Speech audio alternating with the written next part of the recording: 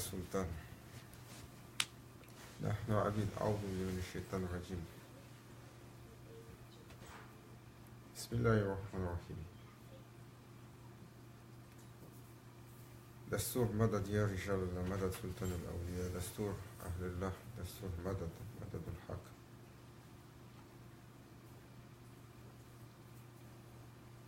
On disait la dernière fois jusqu'à ce qu'on accepte notre incapacité, tant et aussi longtemps qu'on n'accepte pas notre incapacité et qu'on ne la certifie pas, Allah Azzawajal, il n'ouvre pas pour le serviteur le chapitre de la connaissance.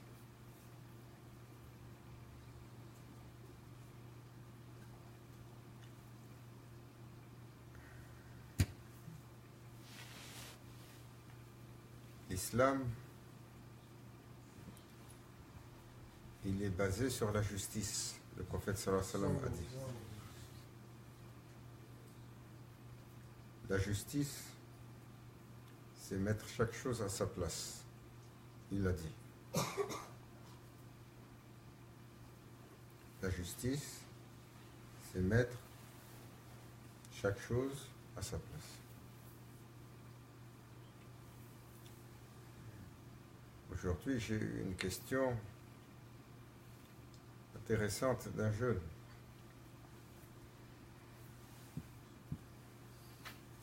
Posait des questions sur est-ce que c'est vrai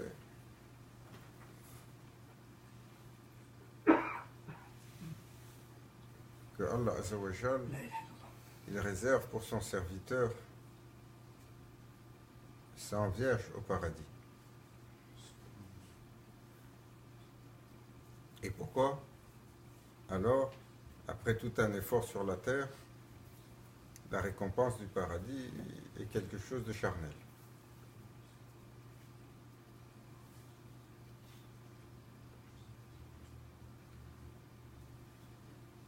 Ça, c'est l'œuvre du shaitan.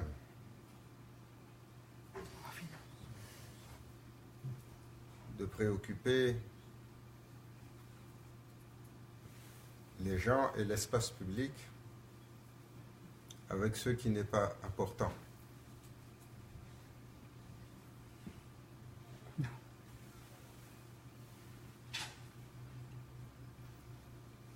Chaque chose à sa place. En fait, sallallahu alayhi wa sallam a enseigné que l'islam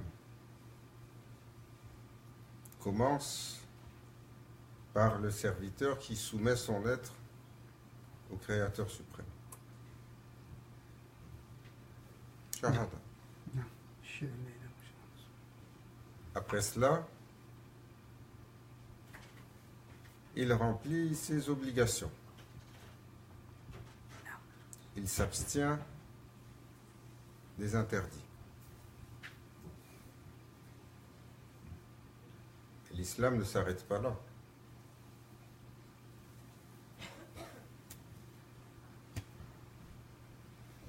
Très souvent,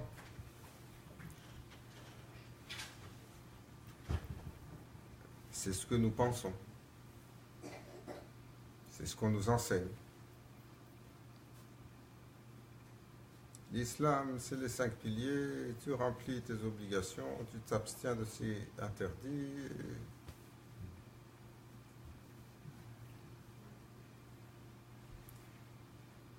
Le serviteur doit comprendre que c'est le début du cheminement.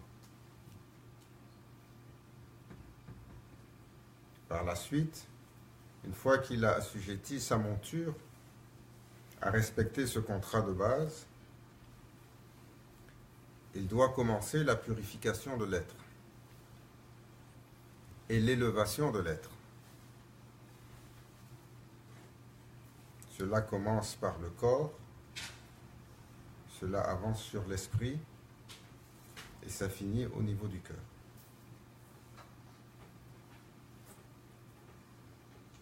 Le corps doit être purifié dans sa propreté, dans son rituel, dans ses ablutions, dans ce qu'il touche, dans ce qu'il regarde, dans ce qu'il consomme. Chaque chose a un protocole qui soit apporte de la lumière au corps ou apporte le zulm, l'obscurité. Alors le prophète sallallahu alayhi wa sallam, il enseignait à propos de tout ce qui concerne le corps, comment le nourrir pour qu'il s'épanouisse dans la lumière.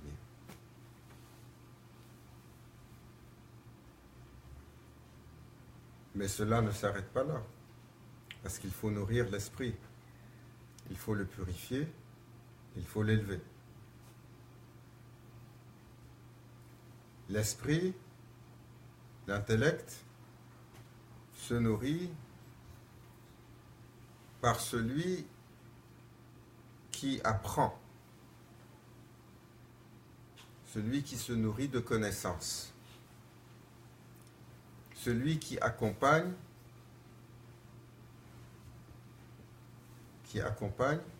les connaissants. Les connaissants sont ceux qui vont nous apprendre quelque chose. Ils vont nous apprendre à propos de ce monde, à propos de toutes choses, à propos d'Allah et à propos... À travers cette connaissance se développe la sagesse et la compréhension. Et l'esprit s'élève pour se libérer de l'obscurité de Jahiliya, l'obscurité de l'obscurantisme et de l'ignorance. Mais le prophète sallallahu alayhi wa sallam ne s'est pas arrêté là. Il a dit, par la suite, il faut préparer le cœur et il faut le purifier. Le préparer et le purifier. Mais l'une des choses fondamentales qui a été enseignée, c'est que chaque chose, l'islam, comme le prophète sallallahu alayhi wa sallam a dit, il est basé sur la justice. Et la justice, c'est mettre chaque chose à sa place. Mettre chaque chose à sa place, ça commence par le serviteur qui met son Seigneur là où il devrait être. Mettre le Seigneur où il devrait être, mettre le Seigneur au-dessus de toute chose. Mettre le Seigneur par-delà toute chose. Mettre la volonté d'Allah avant toute chose. Mettre le plaisir d'Allah avant toute chose.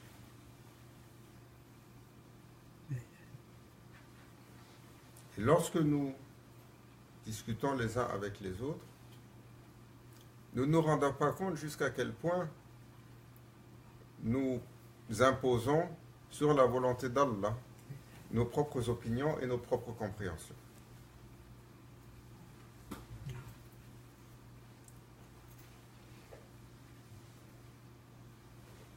Je veux ceci, mais qu'est-ce que Allah veut? Je veux cela, mais qu'est-ce qui fait plaisir à Allah? Je pense ceci, mais quand on a dit Allah Azza wa Jalla, ça doit être ainsi, mais comment Allah Azza wa Jalla l'a-t-il défini? C'est pour ça, Sayyidina Omar, il disait toujours, celui qui a un Seigneur, il n'a pas d'opinion.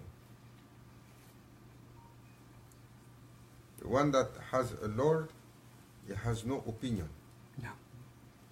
And the one that has opinions, has no Lord. C'est une parole qui est dure. Mais c'est une parole qui enseigne aux serviteurs pas à fonctionner de façon obscure et obtuse, mais à fonctionner en mettant par-dessus toute chose ce que Allah a défini, son standard, ce qui lui fait plaisir.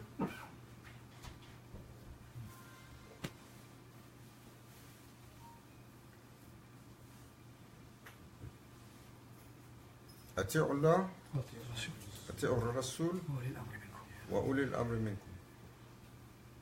Allah Azza wa Jal, il établit l'obéissance d'Allah est primordiale pour nous. Elle s'exerce en obéissant au prophète sallallahu alayhi wa sallam. Et obéir au prophète sallallahu alayhi wa sallam, on s'y exerce en obéissant au ulul amr, à tous les paliers d'autorité, pour discipliner la monture de ne pas être prétentieuse, arrogante, de ne pas être rebelle. Notre nature, elle se rebelle en toutes choses. Sallallahu alayhi wa sallam, il a dit, je ne crains pas pour ma nation qu'elle va s'égarer sur l'idolâtrie. Mais je crains pour elle shirk khafi, l'idolâtrie subtile, dans les petites choses. Ou est-ce que sans nous rendre compte, nos mauvaises manières, notre nafs se définit en égal à Allah.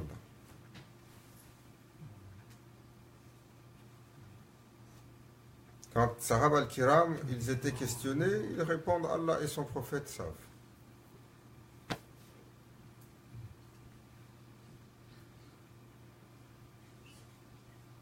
Pour nous, on doit dire Allah Azza wa Jal, Allah wa Allah, il sait. Le prophète sallallahu alayhi wa sallam, il sait. Les ulama, ils savent.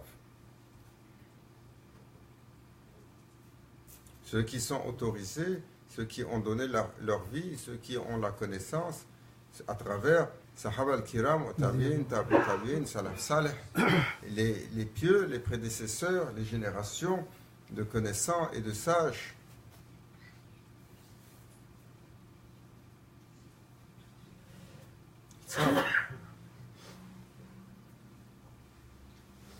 Et toujours, le shaitan, il va venir pour disséminer la confusion. Pour dire, mais qu'est-ce que tu penses de ceci? Non. Et ça, pourquoi ça ne serait pas comme ça? Il va occuper les gens avec des choses qui ne sont pas importantes et qui ne les intéressent pas, qui ne les regardent pas. Un jour, Sayyidina Moussa alayhi salam, il a demandé, Ya Rabbi, donne à ton serviteur une chose qui te plaît par-dessus tout, que je la mette en œuvre. Non. What is that is the best that pleases you, so I can do it, oh my Lord. Allah Azza wa Jal told Musa,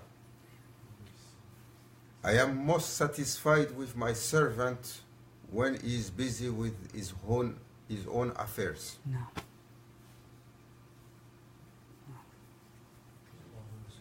ما لا يعني.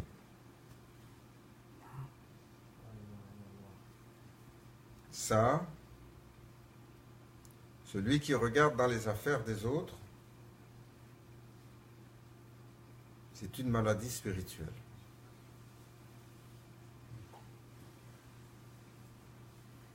Je suis satisfait de mon serviteur lorsqu'il est occupé avec ses propres affaires. Regarde. prophète sallallahu alayhi wa sallam, même sur ta propre famille, il interdit des pieds ou de gratter. Non.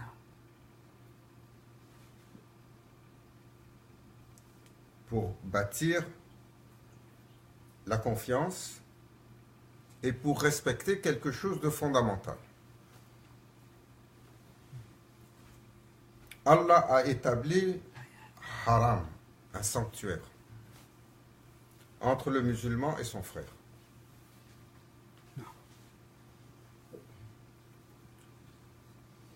Il y a un sanctuaire.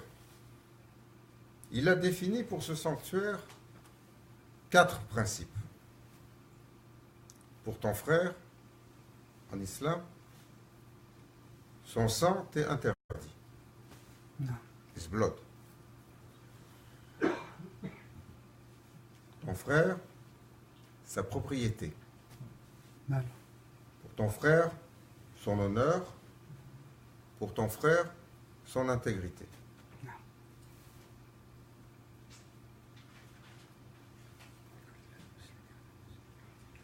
Comment nous nous donnons le droit, là où Allah il a tracé une ligne fondamentale, pour surpasser cela et tous les jours? Qui n'a pas sa bouche dans les affaires de quelqu'un d'autre? Non.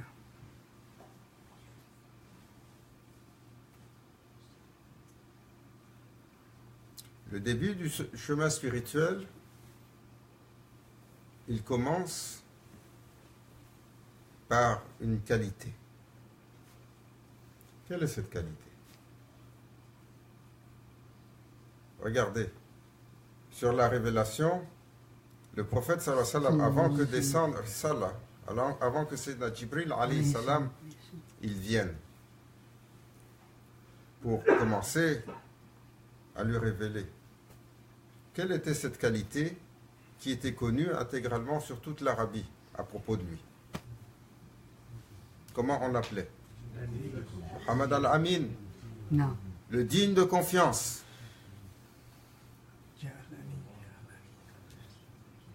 Le digne de confiance. Celui, on sait que si un amana lui est donné, jamais il le transgressera.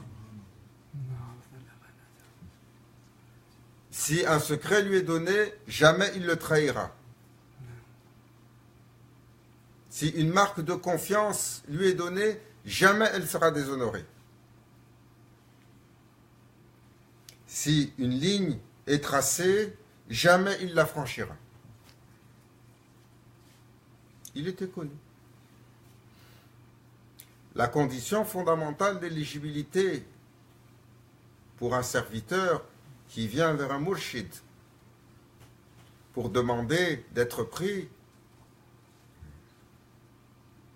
est-ce que tu es digne de confiance pour faire le chemin?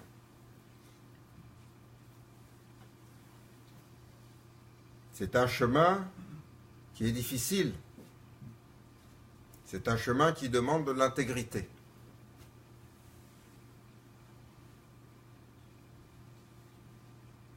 C'est un chemin où, en finalité, il y a un amana qui est écrit pour chaque serviteur qui sera ouvert.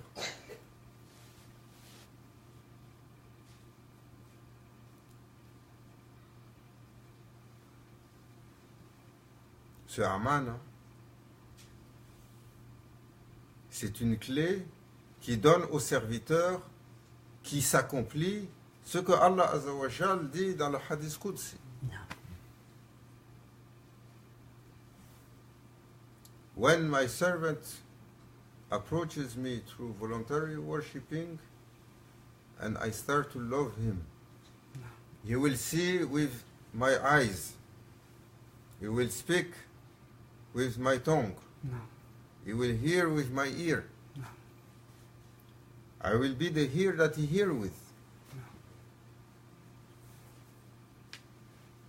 C'est pour ça, le prophète sallallahu alayhi wa sallam a dit dans ce hadith Qudsi où Allah Azza wa Jal décrète, quand le serviteur devient Rabbani, il voit avec la vision d'Allah, ce que nul ne peut voir. Le prophète sallallahu alayhi wa sallam dit, Be aware of the vision of the believer, because he sees by the light of Allah.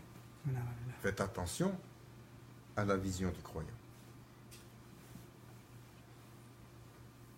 C'est avec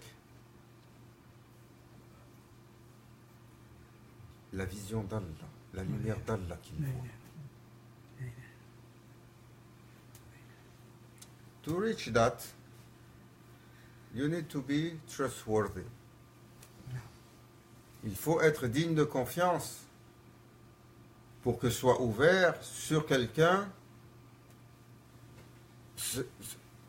la connexion qui fait que son être, il relationne avec ce monde par la lumière d'Allah.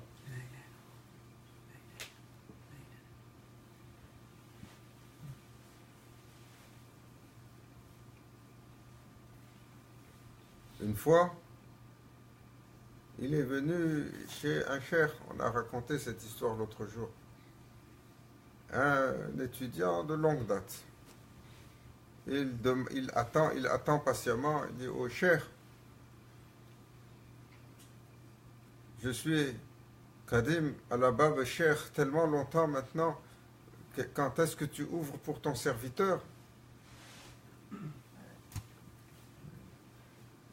Il a dit aujourd'hui tu es prêt. Je vais t'envoyer avec un amana pour visiter un cheikh. Tu gardes bien le amana, tu l'emmènes et tu vas là-bas. Voilà la boîte, voyage et va chez tel cheikh. Mais fais attention de bien le garder et que personne ne le voit avant de le remettre au cheikh. Et il est parti. Avec cette boîte précieusement avec lui, et alors qu'il est dans le voyage, he was traveling, he's hearing in the box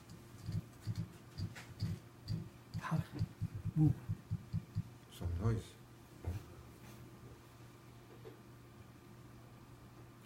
Shaitan is coming to him with all kind of things. What is inside?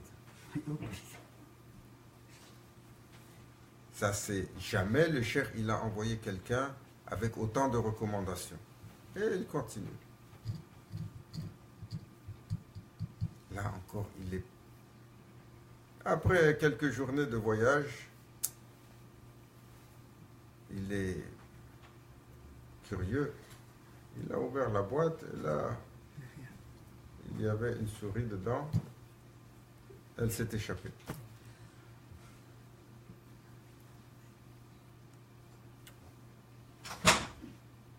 Malish, peut-être elle a dû se faufiler. Il a fermé la boîte, il a continué son voyage. Il est arrivé chez l'autre cheikh avec le amana. Et le cheikh l'a reçu. Il a dit, Yahou, juste garder une souris, tu n'es pas digne de confiance pour cela, tu veux qu'on te donne les clés qui ouvrent entre les cieux et la terre?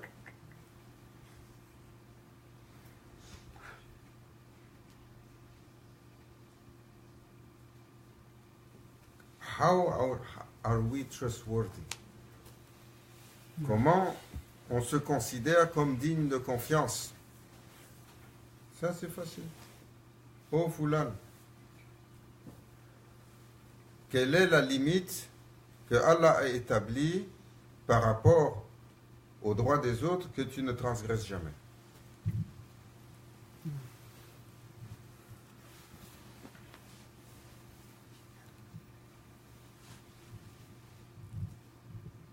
Combien d'entre nous avons la langue sur les histoires des autres?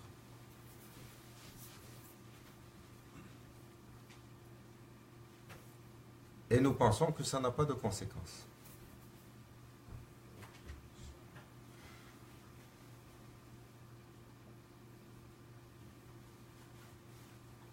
Nous pensons que ça n'a pas de conséquences. C'est sur des petites choses fondamentales que se mesure l'éligibilité du serviteur.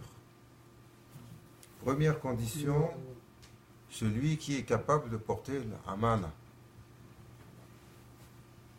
Avant de parler de maqamat, avant de parler de nafs al-mutma'inna, avant de parler de l'élévation, avant de parler de fana'un fillah, avant de parler de baqa wa hudurullah, tu demandes un chemin, Non. Oui. tu demandes un chemin debout devant ton Seigneur. Jusqu'à quel point tu tiens devant Allah ce qu'il a établi comme interdit pour toi.